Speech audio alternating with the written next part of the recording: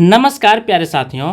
झारखंड के विद्यार्थियों के लिए एक अच्छी खबर निकल करके आ रही है कि हाई स्कूल और प्लस टू में अब 80% डायरेक्ट नियुक्ति होगी। कंप्यूटर की जानकारी अनिवार्य किया गया है। इसे विस्तार से समझते हैं। राज्य के हाई स्कूल और प्लस टू स्कूलों में अब एक साथ शिक्षक की नियुक्ति होगी। 9वीं से 12वीं कक्षा तक के शिक्षकों का एक कैलेंडर होगा।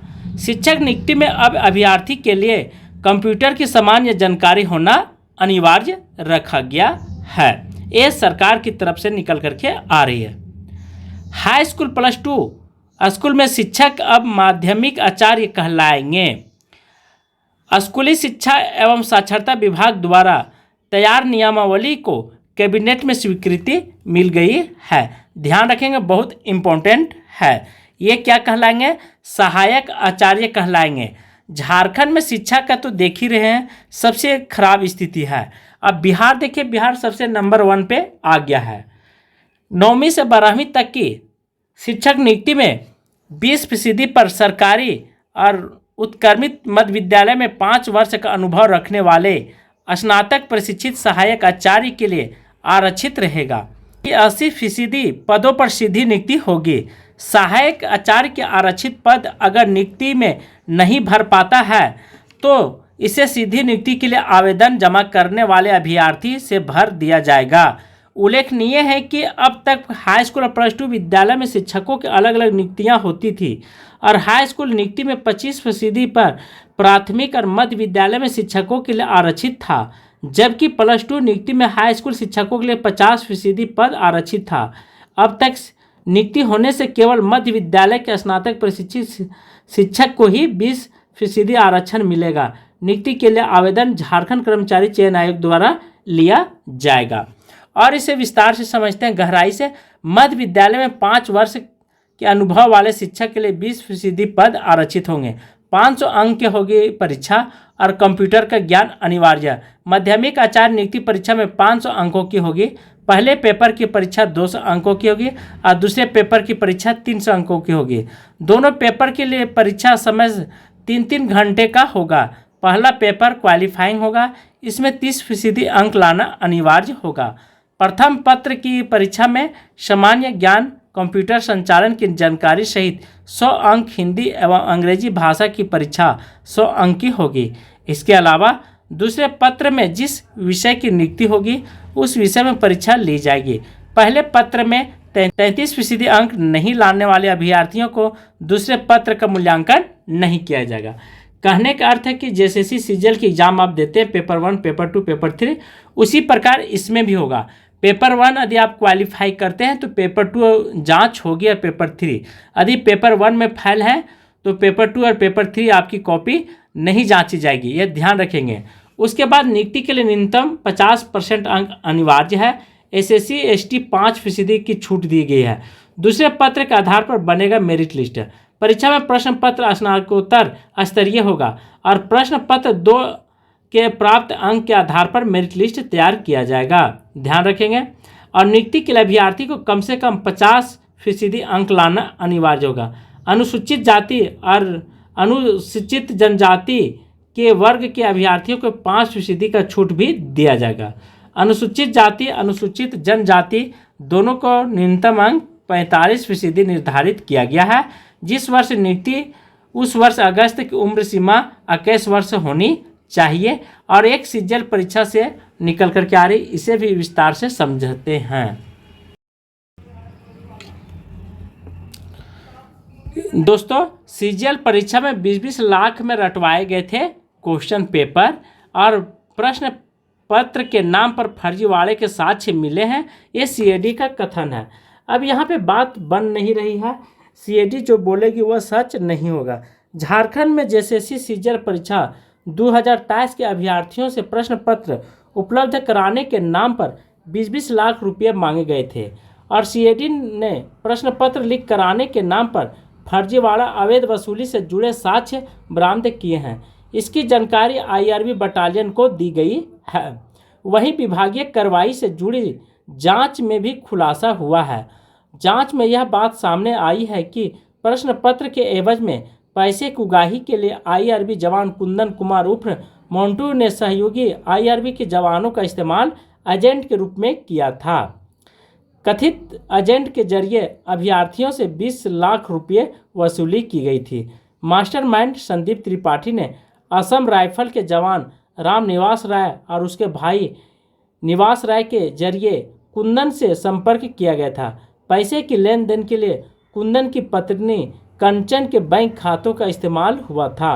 इन खातों में 2.90 लाख रुपये रामनिवास के भतीजे कविराज उर्फ मोटू को भेज दिया गया था। रेफरेंस में निवास सिजल और निवास जेस का जिक्र कोर्ट के तौर पर किया था। सोचिए, इन लोगों को डर था कि हम सब लोग पकड़े जाएंगे, इसलिए आतंकवादियों की तरह कोड का इस्तेमाल किया। और 27 सितंबर को 90,000 और 6 अक्टूबर को 2024 को 60,000 रुपये लिए गए थे। पैसे मांगे गए और धमकी भी दिए गए। सीआईडी ने जांच में पाया कि केस में गिरफ्तार आईआरबी जवान कुंदन कुमार उर्फ मोंटू मास्टरमाइंड संदीप त्रिपाठी ने अपने अपने मोबाइल नंबरों से अभ्यर्थी अरविंद कुमार को कॉल कर धमकी दी थी। अरविंद से प्रश्न पत्र के जवाब के बदले पैसे भी मांग रहे थे। सोचिए कितना इन लोग गिरा हुआ इंसान था। एक तो मास्टरमाइंड था जो त्रिपाठी के नाम संदीप त्रिपाठी के नाम से जाना जाता था। वह मोबाइल नंबर लेकर के धमकी देता था, कॉल करता था। इस पर सख्त कार्रवाई होना चाहिए और रिकॉर्डिंग भी है, ये साक्ष्य भी इन लोगों ने रखा है, सीआईडी को मुहैया कराई है। अरविंद को भी गिरोह से सदस्य प्रश्न पत्र उपलब्ध कराने की बात कह नेपाल के वीरगंज ले गए थे। सोचिए, वहां पर ले गए थे, लेकिन इन लोगों का काम नहीं बना। केस में गिरफ्तार कुंदन कुमार और कौशलेश्वर कुमार मोबाइल से 28 अभ्यर्थी की सूची बरामद किए गए थे। अभ्यर्थी को पटना, मुजफ्फरपुर, मोतिहारी, रक्सौल के रास्ते कहाँ ले गए थे? वीरगंज गए थे। और 28 में से 10 अभ्यर्थी क्या हुए थे? पास भी हो गए थे, जिनमें से सामान्य अंक का 100 में से 120 प्रश्न उनके जवाब रटवाए गए थे। टोटल इसलिए नहीं रटवाए जाते हैं कि यदि परीक्षार्थी का 100 में 100 लगा लेंगे तो कोई भी व्यक्ति क्या होगा, शक कर सकता है। इस प्रश्न ही रटवाए गए, जबकि क्वेश्चन में 120 प्रश्न दिए गए थे। सफल अभ्यर्थी नवीन कुमार से 2 बार में लिए गए थे पैसे की लेन देन कुंदन की पत्नी कंचन के खातों में हुई थी। निवास सिज्जल और निवास जीएस का जिक्र कोर्ट के रूप में किया गया था और 28 में से 10 पास किए गए थे। इस तरह से इतने धांधली हुआ है उच्च लेवल पर कि सीआईडी यदि जांच ईमानदारी पूर्वक करेगी तो ये साक्ष्य नहीं, पैसा उगाही का एक जरिया बन गया है, पैसा इकट्ठा करने का। बात को केवल घुमा फिरा करके बोलने का एक नज़रिया बन रहा है।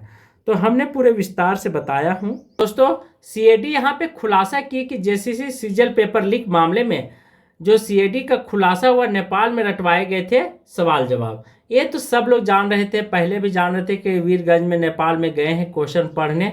इसमें किसी को शक करने की जरूरत नहीं है और यह बात आप सभी लोग सुन लें। झारखंड कर्मचारी चयन आयोग सीजल परीक्षा पेपर लीक मामले में बड़ा खुलासा हुआ है।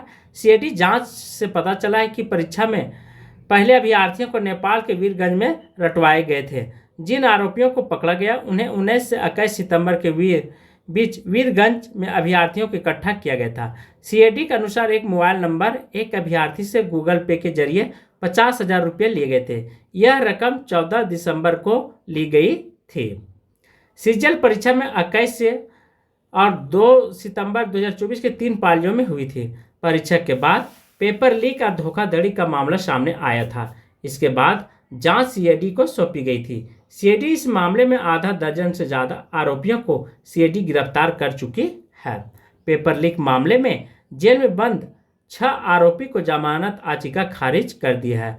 सीआईडी के विशेष जज एसएन तिवारी की कोर्ट ने 3 मई को इस मामले में फैसला सुरक्षित रखा गया है, जिनकी याचिका खारिज कर उनमें कविराज, रोबिन कुमार, अखिलेश कुमार, गौरव कुमार, निवास कुमार, अभिलाष कुमार, ये सभी आरोपी इंडियन रिजर्व बटालियन के 8 के जवान हैं।